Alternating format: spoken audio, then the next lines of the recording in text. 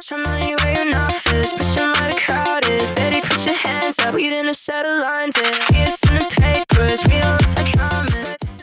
Hello folky dogs and welcome to today's video. I thought I would talk about the first 5 books that I read in July, and to be honest I almost feel like I might not have as much to say as I anticipated originally because I have been doing an awful lot of vlogging, but we'll come to that hurdle when we get to it. It'll be nice to break it down a little bit more so they're a little bit more appetizing, especially for me when it comes to editing. So we're going to start off with one of the books that I'm reading for a secret panel review thing, and this is The Sirens by Tomi Adeyemi, which will look similar if not exactly the same as this here. So I have got a review coming out for, well actually a vlog to be honest, reviewing the books that I have been sent to talk about, to review for this particular project. So I won't go into too much depth about this, but I did end up giving this one a 3 out of 5 stars.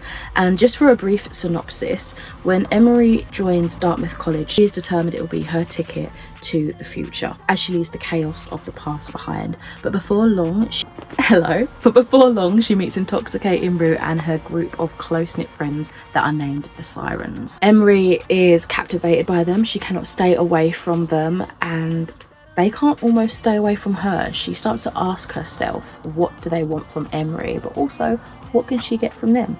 So kind of dark academia, almost like Weird Girl vibes.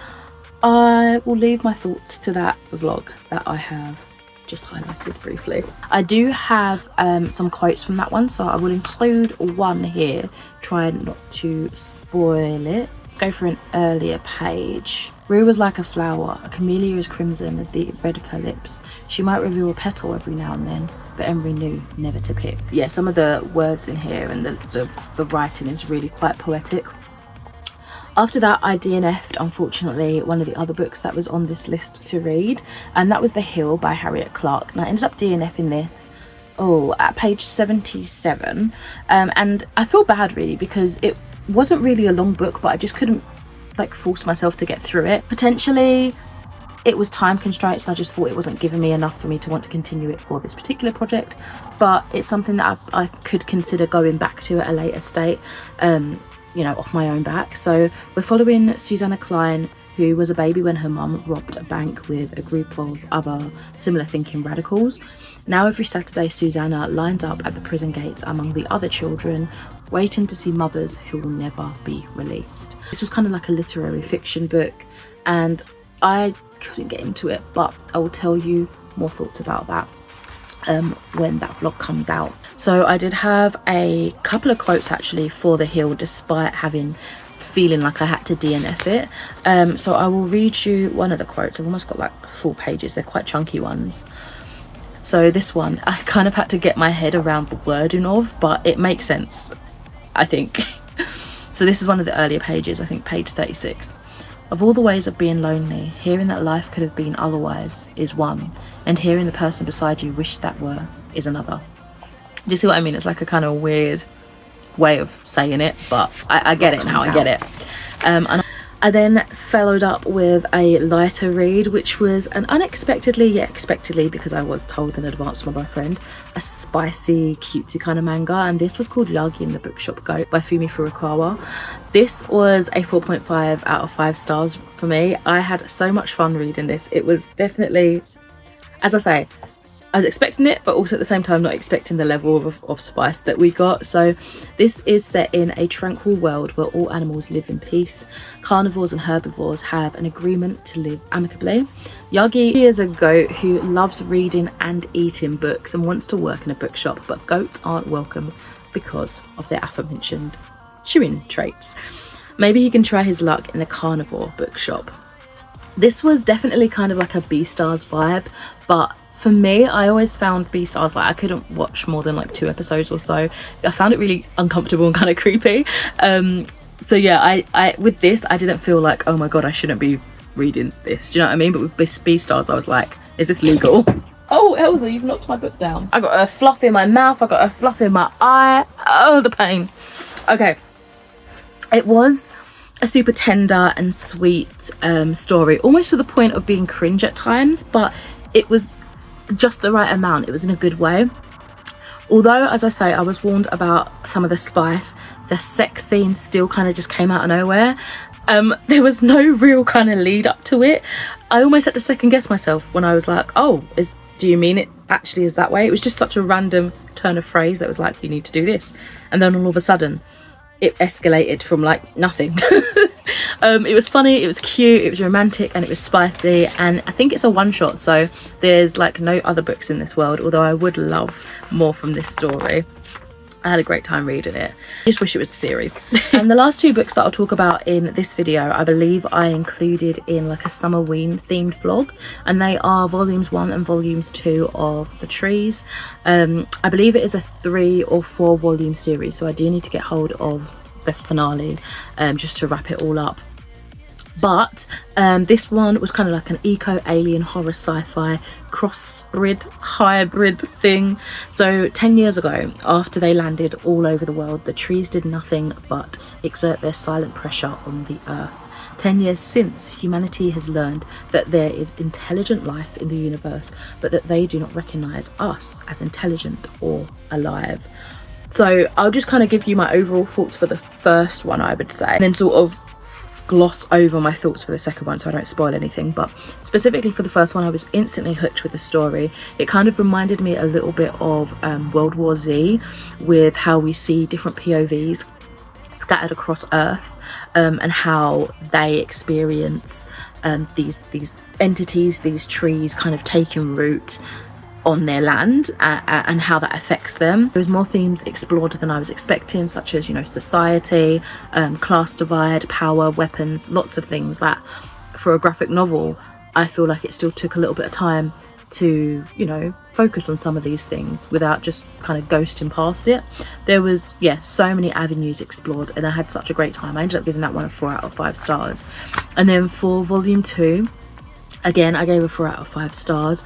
We are following one of the kind of side characters that was kind of a part of a more of a main character. So it's difficult to kind of explain, because you are following many POVs, but there is this team of like researchers, and you follow a character maybe you wouldn't have expected to follow, if that makes sense. She definitely wasn't like the main character in that area and that landscape, but she has a bit of a story now.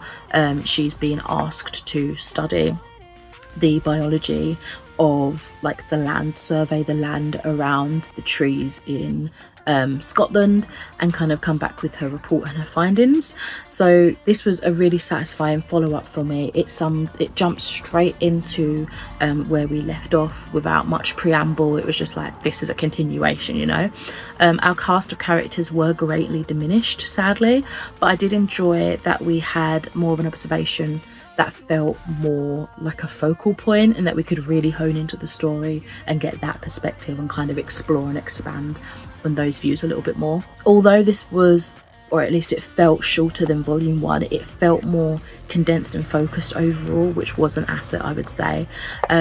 Volume 1 I did love, but it was more fragmented because you were getting multiple POVs, whereas this really does focus, I think, on that biologist and also a mayor in, is it New York, who has like an agenda of why he wanted to be in power, as everybody does, I guess.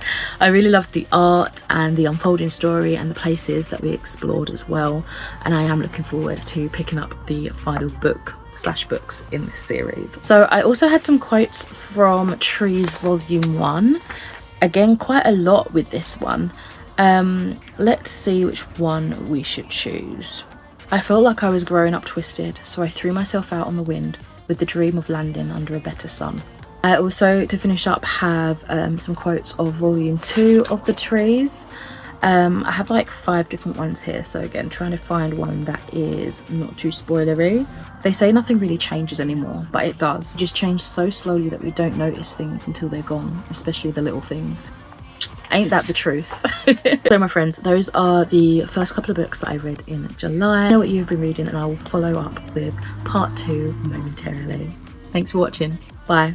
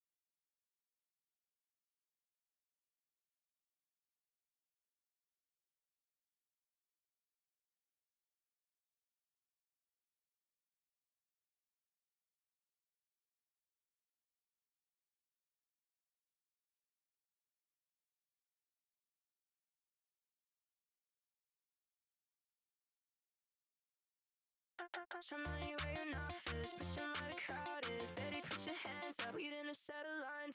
Yeah, it's in the papers, we